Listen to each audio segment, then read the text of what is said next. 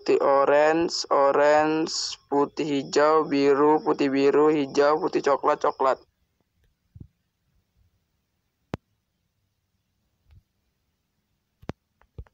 Topologi ring hemat kabel, tidak akan terjadi tabrakan pengiriman data kolision karena pada satu waktu hanya satu node yang dapat mengirimkan data. Topologi bus yang sederhana, kabel yang digunakan sedikit untuk menghubungkan komputer-komputer atau peralatan-peralatan yang lain. Biayanya lebih murah dibandingkan dengan susunan perkabelan yang lain.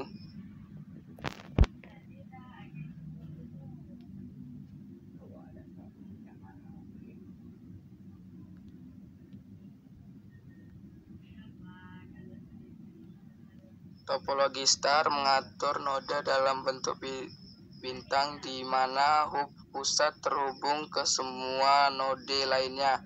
Di sisi lain, dalam konfigurasi mesh, setiap node terhubung ke node lainnya. Instalasi dan konfigurasi ulang yang mudah dimungkinkan dalam topologi bintang.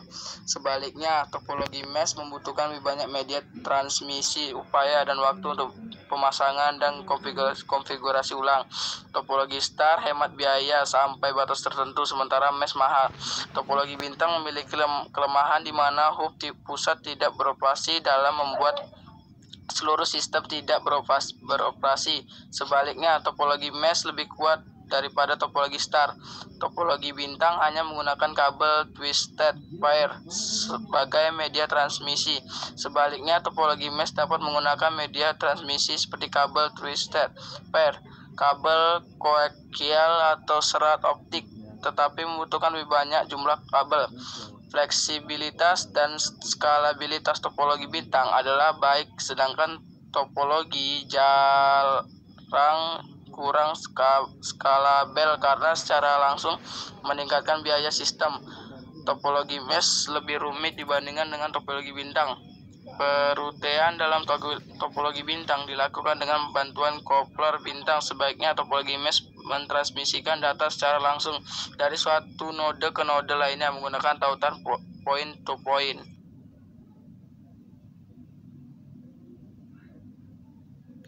Input device atau perangkat input sama dengan masukan. Proses device, hardware, perangkat proses. Output device, perangkat output atau keluar.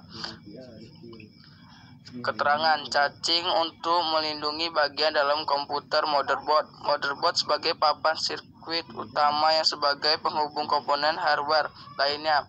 Power supply sebagai penyedia daya untuk menggunakan motherboard. Prosesor sebagai pemroses data atau otak dari komputer. RAM untuk menyimpan data yang dibutuhkan CPU secara acak dan sementara. Data akan hilang jika komputer dimatikan.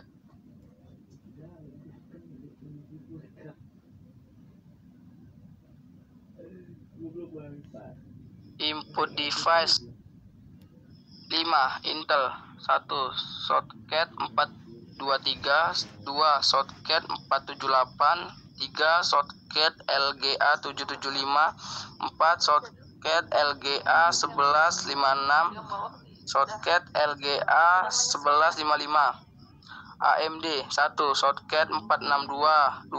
Socket 754 3. Socket 939 4. Socket AM2 5. Socket AM3.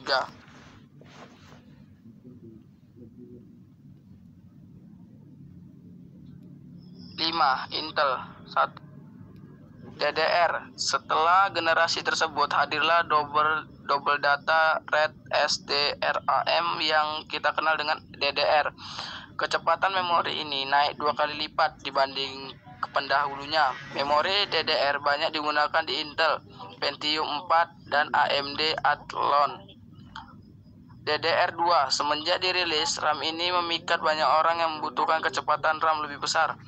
DDR2 adalah standar untuk kebanyakan chipset yang memakai Pentium 4 Prescott serta Intel Core dan AMD Athlon 64. Tipe yang dijual DDR2 400, DDR2 533, DDR2 667, DDR2 800, dan DDR2 1066. Semua tipe menggunakan penghitungan kecepatan yang sama dengan DDR yang sudah disebut di atas.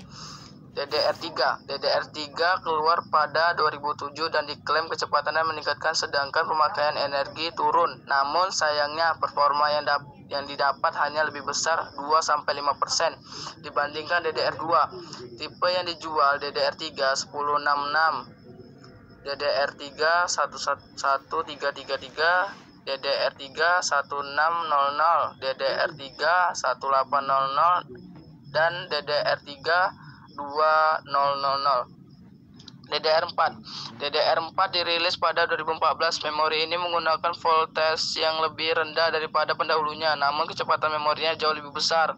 Kecepatan yang ditawarkan memulai dari 2133 MHz hingga 3200 MHz. Chip DDR4 memiliki kerapatan lebih besar, bisa mencapai 16 GB atau 2 GB per chip. Beberapa model memorinya bisa mencapai 16 GB sampai 64 GB per modul untuk kelas komputer server.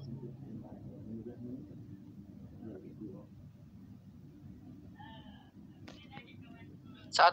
Shortcut prosesor, CPU shortcut prosesor.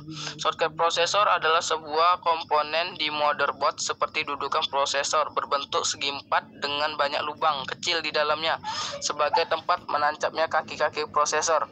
Shortcut prosesor juga disebut sebagai shortcut CPU yang dalam dunia perakitan komputer digunakan untuk menggambarkan proses koneksi antara prosesor dengan motherboard. Adapun shortcut prosesor didesain berdasarkan arsitektur PGA (Pin Grid Array) untuk memfasilitasi akses CPU dan juga untuk mencegah kerusakan pada saat pemasangan atau pelepasan unit prosesor. 2. Slot memori. Slot memori adalah bagian motherboard yang dikhususkan sebagai tempat pemasangan kepingan memori RAM, serta bentuk dan ukuran sendiri juga menyesuaikan dari panjang RAM. 3. Slot IDE atau slot SATA. Slot ini adalah bagian dari motherboard yang sebenarnya memiliki bentuk yang berbeda namun memiliki fungsi yang sama satu dengan yang lainnya, di mana fungsi kodenya ada yang menjadi penghubung hard disk atau optical drive dengan motherboard. Untuk bentuk slot IDE ini sendiri sebenarnya agak memanjang dan menyesuaikan dengan kondisi fisik dari kabel dari IDE, sedangkan untuk slot dari SATA sendiri memiliki bentuk yang memang agak lebih kecil dan sama sekali tidak memiliki banyak tempat karena kabelnya memang sangat kecil. Slot IDE sendiri secara umum bisa Anda temukan di motherboard yang lama karena untuk saat ini lebih banyak motherboard menggunakan slot SATA dan mulai meninggalkan slot IDE. 4. Internal ports. Ports atau ports input/output adalah kumpulan beberapa port yang ada di motherboard sebagai tempat dipasangnya seluruh konektor input/output di bawah kontrol prosesor. Pada motherboard sendiri banyak sekali port, diantaranya port PS/2, port USB, port audio, port serial, port paralel, port FGA, port modem, port LAN, port firmware. Selain itu, port juga berfungsi untuk menghubungkan perangkat elektronik di luar komputer seperti scanner, printer, barcode reader. 5. Slot AGP. Slot AGP Accelerated Graphic Port adalah slot canggih yang didesain khusus untuk kartu grafis dan akselerator 3 dimensi. AGP sendiri adalah salah satu slot yang lama yang sudah jarang ditemukan pada motherboard jenis terbaru, dan memang kebanyakan motherboard sudah beralih ke slot PCI Express X16. 6. Slot PCI atau PCI Express. Slot PCI Prepare Component Interconnect adalah slot penghubung yang terdapat pada motherboard untuk mengintegrasikan perangkat PCI seperti kartu grafis, kartu suara, dan perangkat jaringan.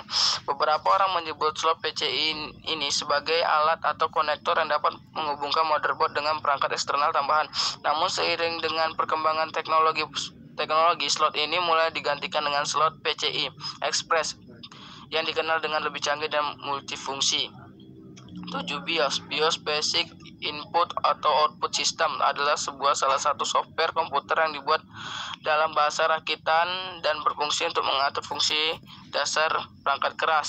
BIOS ditanamkan pada semua motherboard dalam bentuk chip memori flash ROM dari bahan berarti oksid semikonduktor.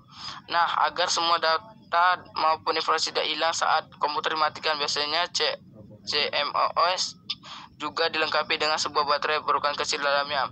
Untuk saat ini, BIOS sudah sangat jarang digunakan dan banyak digantikan dengan penggunaan UEFI. Jadi UEFI memang salah satu teknologi yang sangat canggih.